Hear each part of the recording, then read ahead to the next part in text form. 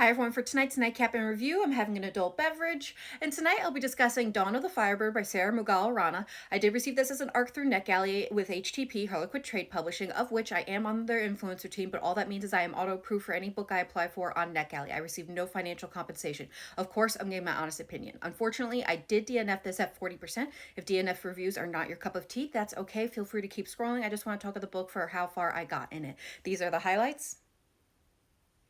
And what's this book about? Now, because I didn't finish the book, I'm going to read the synopsis straight from the Zahn just so it's accurate.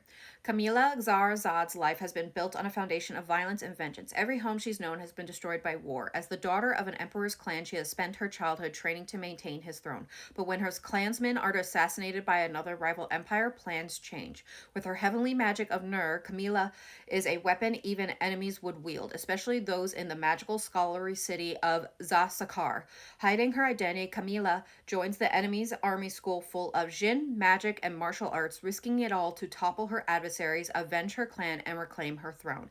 To survive, she studies under cutthroat mystic monks and battles in a series of contests to outmaneuver her fellow soldiers. She must win at all costs, even if it means embracing the darkness lurking inside her. But the more she excels, the more she is faced with history that contradicts her father's teachings. With a war brewing among the kingdoms, a new twist in magic overtaking the land, Camila is torn between two impossible choices: vengeance or salvation. So what are my thoughts? Again, I did DNF this at 40%. Now remember, reading is subjective and not every book is for a reader, and this just may not have been the book for me, but if it sounds like something you're interested in, I strongly encourage you to give it a try for yourself, and I hope you love it. Now, going into this book, I was really excited. The synopsis made it sound really cool, as well as this book is based off Islamic culture and mythology, and I haven't read a lot of that, so I was excited to experience something new. But within a couple pages, I could tell the author's writing style was not going to be for me, as well as I was not connecting with the female main character, who from the start of the book to where I DNF'd it, there was not a lot of improvement in her emotionally, physically, skill-wise, magically. I was just left wanting more and some kind of growth in her, especially because there are time jumps, so there is a large span of time, and she seemed the same from where I DNF'd from where I started. She starts off in her mother's clan, and something happens where she has to go to her father's clan. Her father's clan is the court, because he's the emperor, and is a den of vipers and treachery everywhere, and you can't trust anyone. So she has to master the skills of when it comes to poisons. I will say that's where we see improvement from her.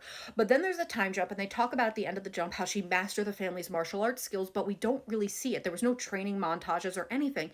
And after that time jump, there's a disaster that happens where it's like, where are her skills? As well as, because of that disaster, she now goes into hiding in a cave for 2 years, I think it was, with only really her uncle visiting her, all to prep to infiltrate the enemy's camp that destroyed her father's court. And I was just left wanting more information as to what she did in that cave, because when she left, she seemed so woefully unprepared to infiltrate this enemy's camp. She hadn't mastered the language. She admits that she couldn't get the dialects and the pronunciations correct, so she couldn't pass as a citizen. So, as well as, it seemed like she really didn't have any skills when it came to martial arts, which, again, she had been learning since her father's court, not just in the cave. So it was like, where were these martial arts skills? What were you doing in that cave for 2 years? It just seemed like she hadn't improved in any ways, especially to infiltrate an enemy's camp.